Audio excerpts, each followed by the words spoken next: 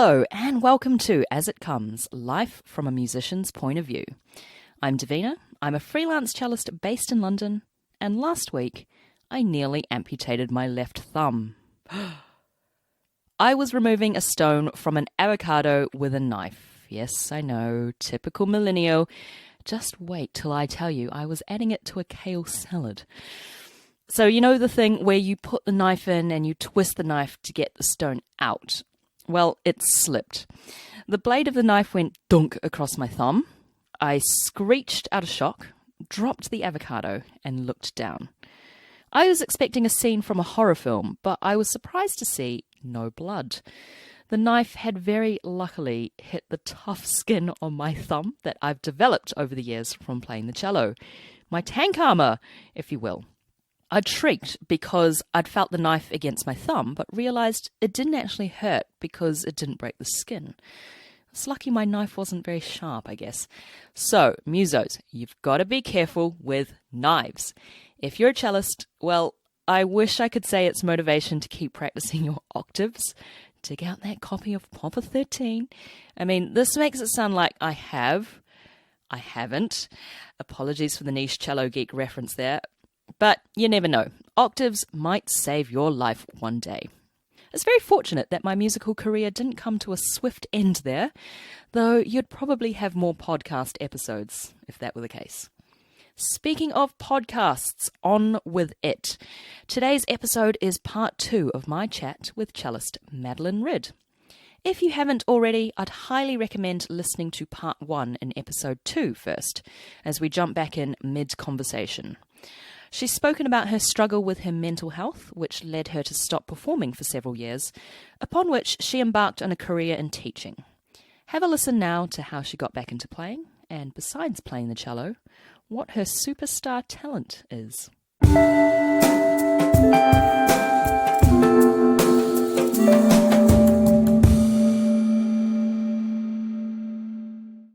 So sort of going back to your path, so you've spent how many years teaching solidly? I mean, I say teaching solidly. I would get the odd gig. I'd do some weddings or some chamber concerts, but it would be literally taking the cello out, dusting off the cobwebs and putting it away for another 6 months. I didn't have a complete break from playing, but it was not my main source of income, and it was certainly something that was associated with a lot of kind of disappointment. So most of my 20s, I was full-time teaching. I would say full-time teaching, sort of 6 days a week, from leaving academy at the age of 23.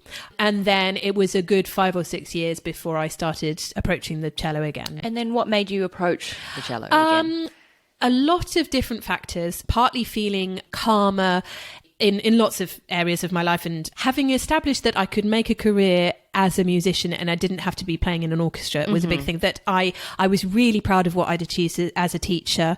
It took me a long time to be able to say, oh, I'm actually a musician, rather than I would say I'm a music teacher, or I'm doing this, or I'm a struggling or whatever. Because the term musician is so broad. It can cover many, many different things. And for most people it does. You know, it's one of the joys of doing something that has so many different facets, is that, you know, I can be teaching one day, I can be playing in an orchestra the next day and recording the next day. There were different factors, but the first time I started playing again, it was purely for my own enjoyment. I would get together with friends and play through repertoire. I wouldn't even do concerts necessarily. I would just play for the joy of it, and just very, very gently at first, with the encouragement of a very loving partner as well was a big factor.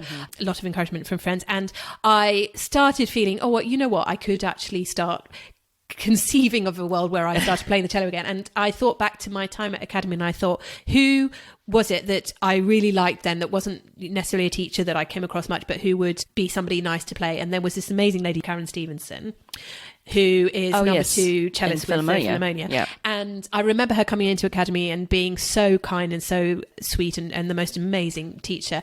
And so I emailed the academy and I said, I remember this lady called Karen, is there any way you could put me in touch with her? So I started having lessons with Karen every few months and gradually getting back into shape. I mean, it took a long time.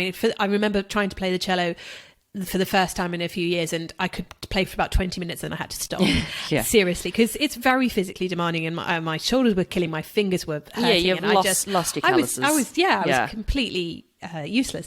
And so I started gradually having lessons with Karen, and I sort of said to her, right, I want to pursue this seriously. And she's like, great, that's what we'll do then. So what sort of things would you bring to your lessons after having had a break? Sweets, I would do, I got the occasional lunchtime recital for the fun of it, nothing paid. So some unaccompanied works, some sonatas with a very dear friend of mine who's a pianist, and we would put on recitals like that.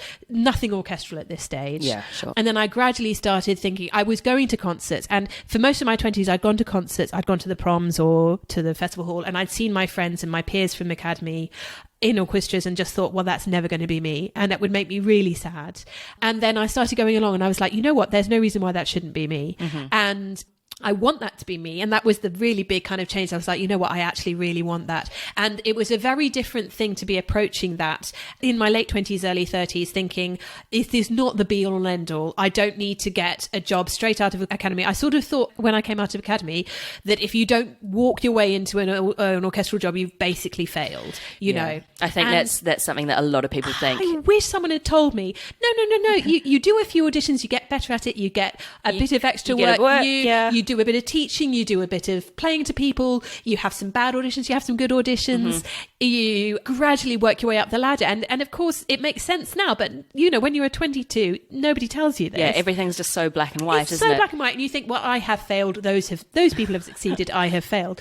And I started watching these people and I was like, it's going to be worth the knocks, that I want it badly enough that I am willing to do an audition again. And it was a very long, slow process, but I gradually started getting back into shape, playing more regularly and playing to people in orchestras and trying to pick up a little bit of extra work.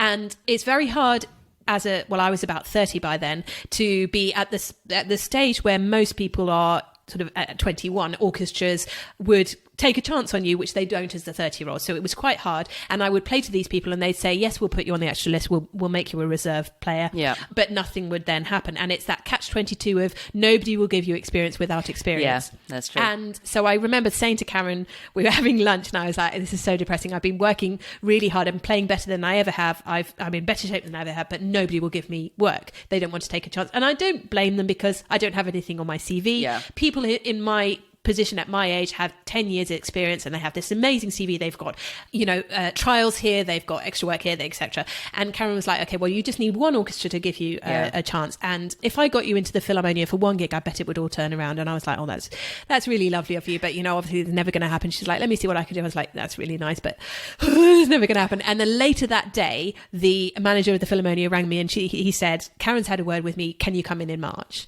And it was like all Christmases and all birthdays happening at the same time. And it was just the most exciting thing. I told all my friends, all my family, and it was just a dream come true. And I worked very, very hard. I learnt the repertoire. I practiced for about 2 months and I went in with the Philharmonia and it was just the most incredible privilege. And I was chatting with my desk partner and she was like, oh, this is nice. Your first gig with the Philharmonia. Have you got anyone coming? I was like, well, my parents are over there. My sister's there. My husband's up in the gallery. My best friend from college and her parents are there. And then my two friends from uni, blah, blah, blah, blah. And she's like, oh, right. Okay. Yeah. See, I think that's really, really nice to hear people who are super appreciative of the opportunities they get. Because, I mean, that's one of my pet peeves is when you hear about people who, obviously everyone works hard and people work hard to get these opportunities, and then when they finally get them, all they can do is complain. Yes. Have you come across those really, people? really annoys me. I mean, I've been sitting with people in orchestral sections who are just like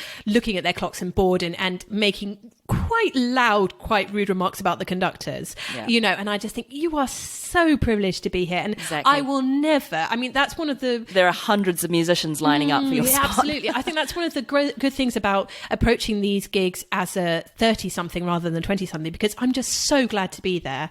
And I've realized I've made my living as a musician for the last 10 years, and anything I now get is a bonus on top of that. And it's so exciting for me. If the phone rings, I can't tell you how excited I am when the Philharmonia rings or the LPO or whoever it might be, Bournemouth. And as soon as that wears off, I think I will stop, because once the sheen is worn off, it's just, you're going to become jaded. It has to be special, doesn't it? And I think that's why it's so important to have a bit of a portfolio career, isn't it? Absolutely, because yes. That way everything excites you. Everything is exciting, and no week is the same as the last week. You asked me what I was doing this week. I was doing a champion music concert on Thursday. The week before that, I got a last minute call from the Philharmonia, and then another other week I might be recording a film soundtrack, and I'm so lucky that I have these friends who come along and who live all these excitements with me and so appreciative for me, and they realize how much it means to me.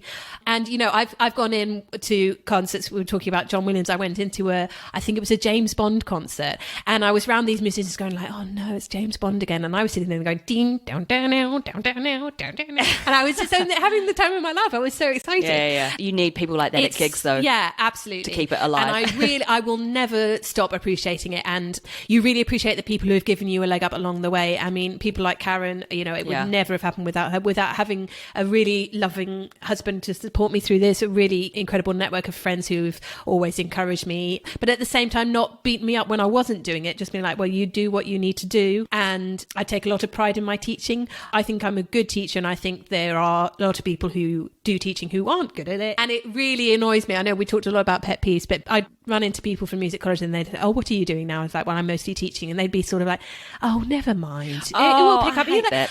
No, actually, I'm really proud of what I do, and actually, because you're going to become someone's Mavis. Yeah, absolutely. That is my goal. Yeah, if I'm someone's Mavis in my 80s, I will have made it. That will be. I will be very, very happy. Yeah, that is a bit of a shame when people say, "Oh, don't worry." Yeah, it won't be forever. Like, it's just like you got to do a bit of teaching. Although I will say, I think you got to do the right amount of teaching. Yes, it can be very all-consuming and exhausting. And it's not only that, but as you know, there's so much admin as a freelancer.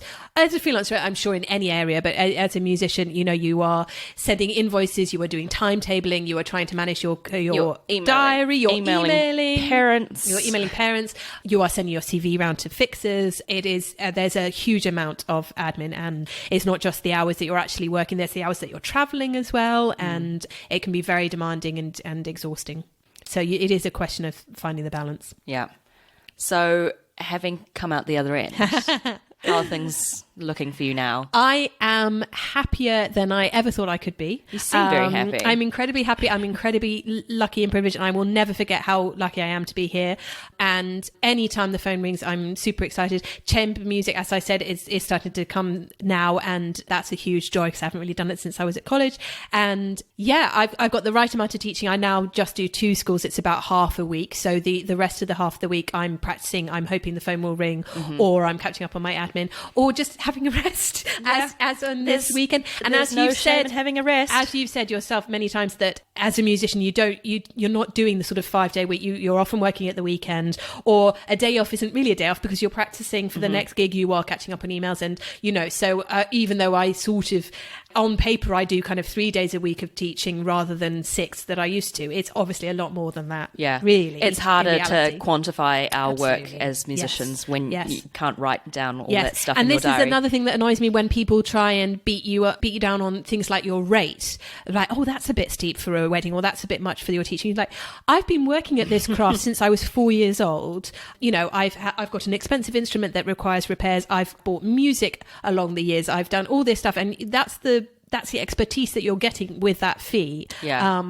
You pay peanuts, you get monkeys. Yes, exactly. And also that was one of the things that used to bother me, I think, when I wasn't playing, was that, most of us started learning when we were very young. And what other job could you have started perfecting your craft at 4 years old and at 21 not be able to find a job? I mean, if you'd started plumbing when you were a 4-year-old, you'd be the greatest plumber in the world, or sewing, or it would just be impossible that you would not have a good job at the age of 21. Yeah. And yet I know fantastic musicians who have gone from trial to trial to trial, who are not in an orchestra, who clearly should be, and who clearly are as good as the people who are. And it's just been the audition, the playing on the day, the luck of being in the right place at the right time. There's so much random factors, relationships, like you're miles away from your partner, or you're working in a different place from where your family is. All these struggles. It goes back to what you said before about how you never know what kind of personal grievances people are suffering. You don't know what people are going through, and that does affect your work ultimately. Of course, you can never really judge completely. No,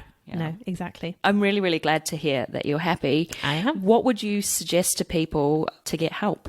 as you were saying earlier, it's very important that we talk about these things, and that to know that you aren't alone. A lot of really successful, amazing people have been through mental health struggles. I mean, I don't know the statistics, I'm not an expert, but it affects a lot of people. It's something like, I think I pulled up an article this morning, it was like 2/3 of musicians or something. Yeah, it does not surprise me at all. And probably something like 1 in 4 of the population. I mean, correct me if I'm wrong. But so talk to people, talk to your friends. Don't be ashamed about it. We need to get rid of the stigma. I had an incredible therapist. That was a huge factor. But a huge part of the therapy for me was doing something for myself that was entirely unrelated to my day job, which I can see you smiling at me. I have always found drawing and painting incredibly cathartic. I've done it since I was a child, whether it was making birthday cards or Christmas cards or, doing unwanted wall paintings or whatever it happened to be. I've always found that a very good channel for my creativity that was not the music. I think that's really good advice, is to have a channel that's not necessarily related to music, but just something else, unrelated. Something that isn't the day job, that doesn't have the pressures, the competition, I must make money of this, I must get to, all of those are completely removed. You're doing it entirely for your own pleasure and fulfillment. And for some people it's running, it's cooking, it's writing, whatever. It doesn't matter what it is. I guess if you think about like any other job, if you're working in an office or something, and then you go home on Friday night and that weekend is all for yourself, think of all the pursuits that those types of people go after. So it's the same for us as well. We need to remember to have our hobbies and and the things that we enjoy. I think that's a pretty good segue into just so neatly done there, effortlessly done. Oh, totally.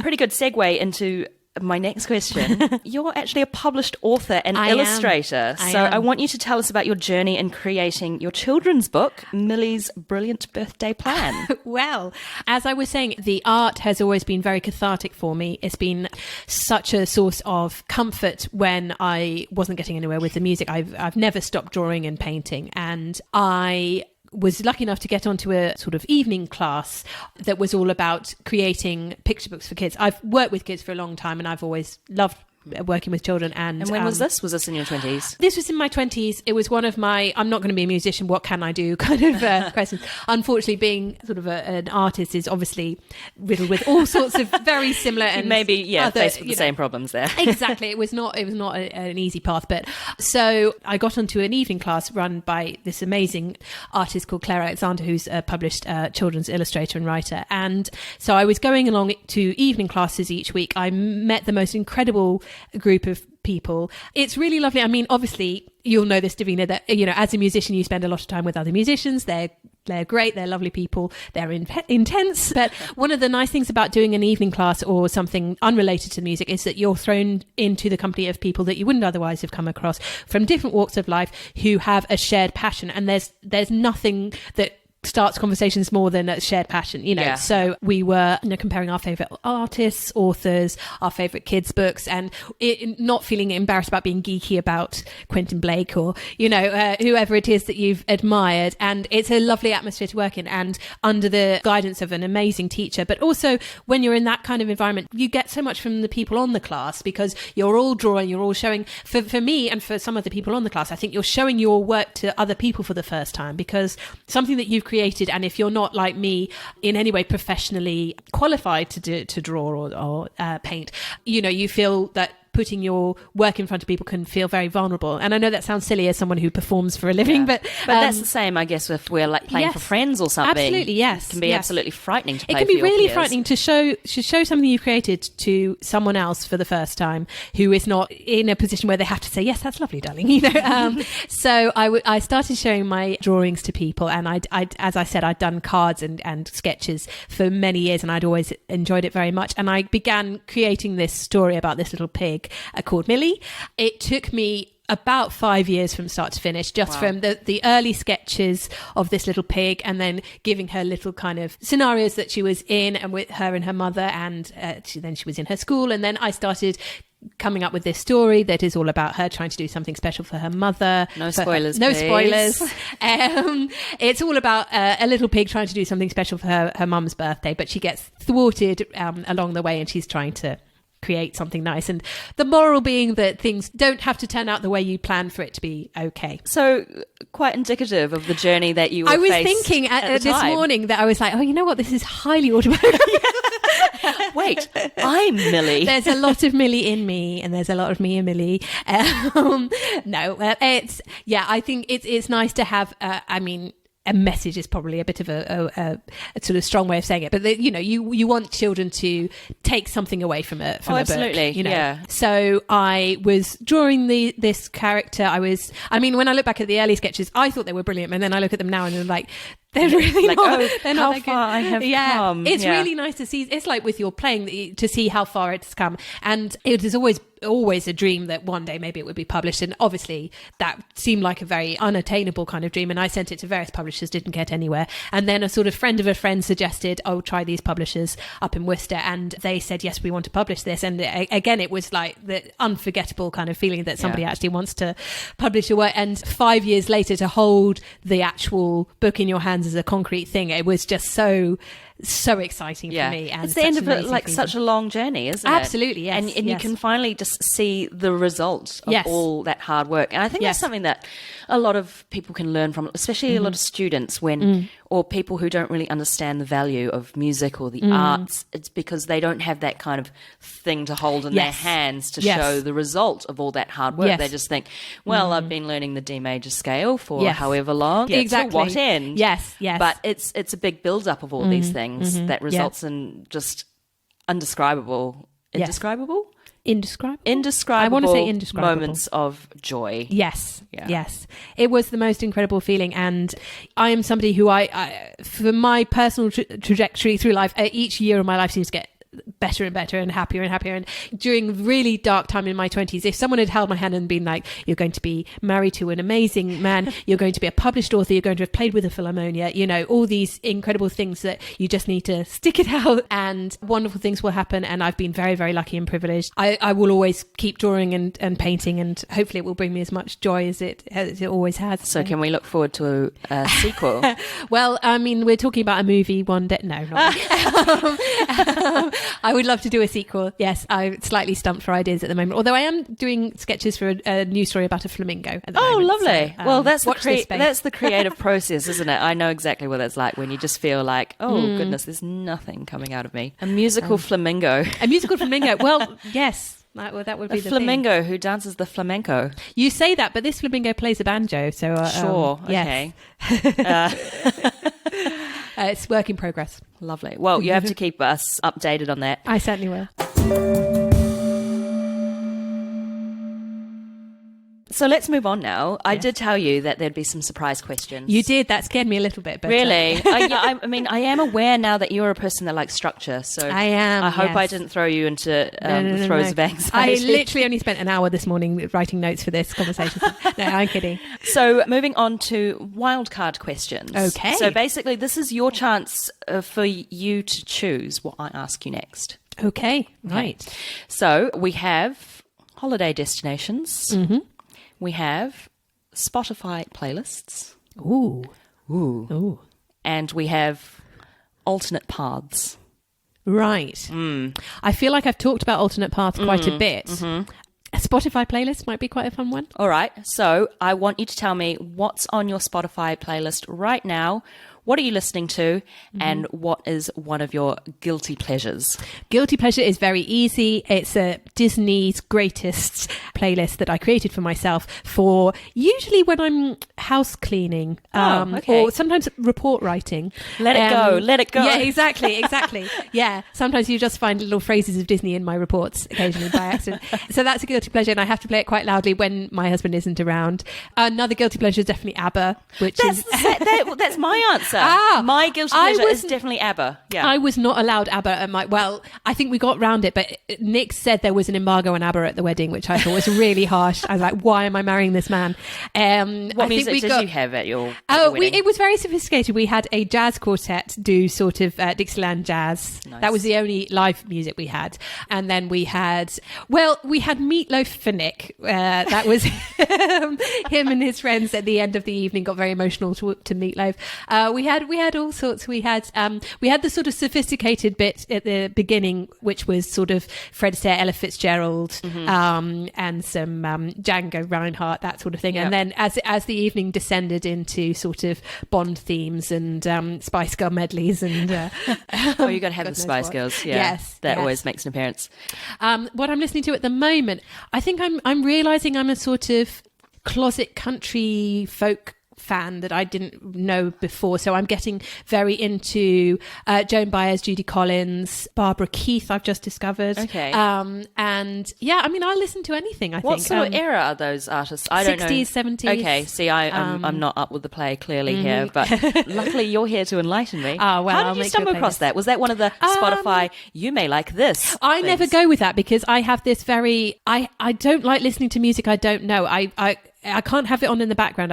If I'm going to listen to something new, I really have to be listening. So if I'm just having music on in the background, it has to be stuff I know. So usually it's recommendations from friends. Okay. I had a friend at uni who introduced me to soul. That was a big part of friendship with my dear friend Anna. She introduced me to Nina Simone, Aretha Franklin, Sam Cooke, all these people. So that was through uni. And then I think that the Joan Baez and Joni Mitchell was sort of an extension of that. But I will listen to anything. I mean, I grew up in a house where we only really listened to classical music. So I'm kind of 30 years behind everyone else. And people said, because I said I just didn't listen to pop music in the 90s. And they're like, yeah, but you must have listened to... No, I didn't. Oh, and then the lyrics come on and like, I have no idea what this piece is. I've got a friend like that. And when we got her like at uni, we were like, right, we've got to educate you on like the 90s and 2000s. Nick has sort of taken that on board as well. Anytime I watch a film and I say to him, there's this wonderful song. It's I don't know if you know it, but it's by this artist called Kate Bush. It's like everybody Kate Bush. Yeah, so I'm always trying to widen my listening horizons, if you like. But, yeah. Sometimes though, it is just nice to put on something that you know. Yes, and it's like a cushion, isn't it? What's interesting, I don't know if you feel this as a musician, is what I listen to is not. And what I really love to listen to is not usually what I really love to play.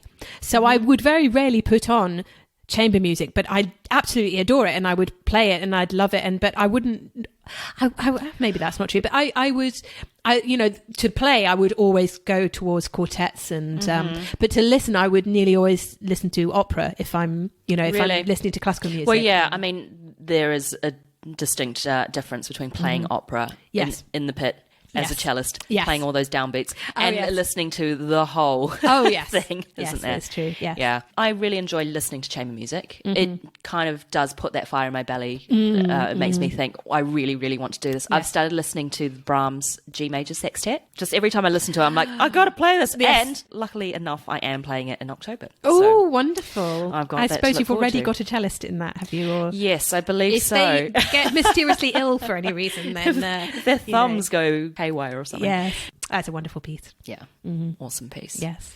Yeah. Well, thank you so much for being here and sharing Absolute your pleasure. experiences. I just really hope that listeners can relate to the things that you've said and to be inspired to go out there and seek help if necessary, because this is something that affects all of us. We've all been there. Absolutely, and we need to keep talking about it. Yes, definitely. So have you got anything exciting coming up, and where can people follow you? Oh, right, okay. Well, I am on Twitter, although I think I've only tweeted once, and that was because I was tweeting Deborah Francis White. Yes, I am on Twitter, and I think I'm Maddy Ridd on there.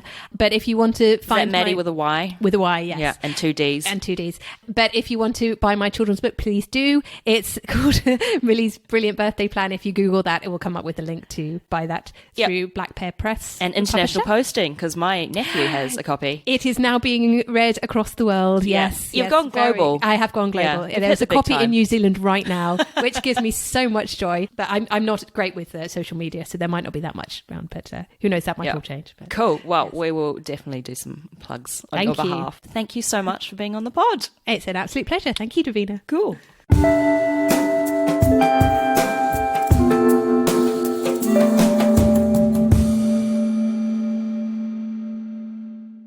That was the excellent Madeleine Ridd.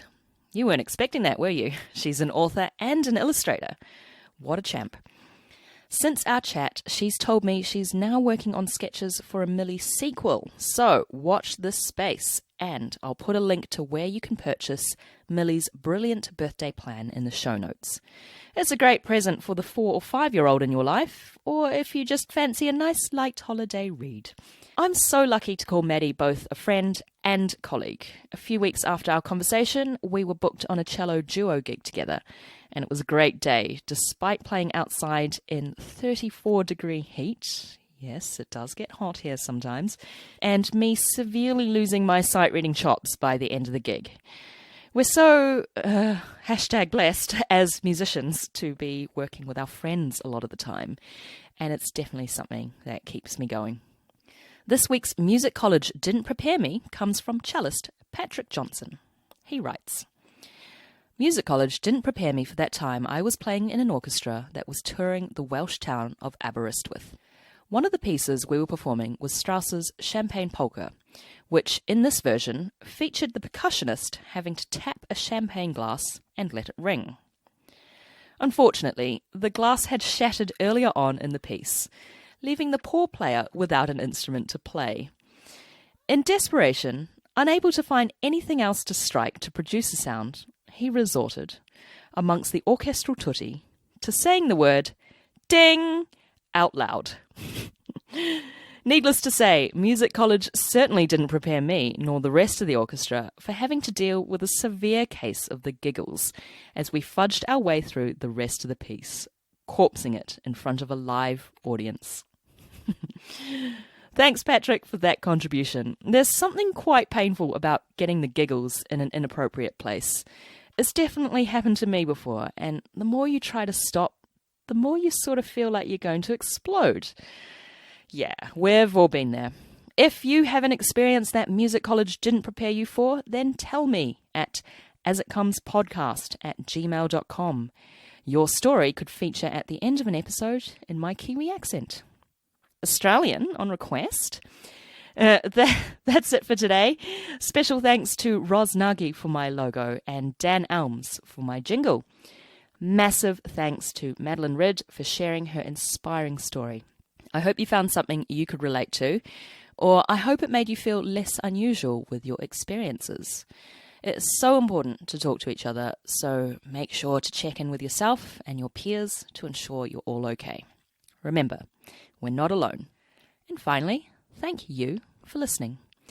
I've absolutely loved hearing your feedback on the podcast so far, so keep it coming. You can email me at asitcomespodcast@gmail.com. Like and follow the podcast on Facebook and Instagram at asitcomespod. Remember to subscribe, rate and leave a review on Apple Podcasts or wherever you get your podcasts, and spread the word. Chat to you soon. Bye.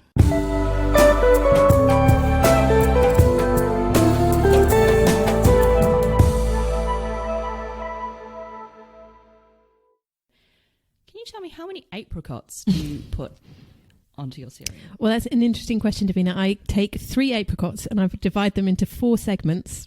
But controversially, I have 5 grapes, which I halve. So it's not an exact ratio of grape to apricot. So but you've got 10 to 12? 10 to 12, yeah. Okay. Yeah. Interesting. And I try to alternate mouthfuls. I'm going to sound so OCD, but I alternate mouthfuls with grape and mouthfuls with apricot. I choreograph the way I eat as well. Ah, interesting. Yeah, interesting. I feel like more comfortable doing that because I don't like to be left at the end of a meal with too much of one thing. Exactly.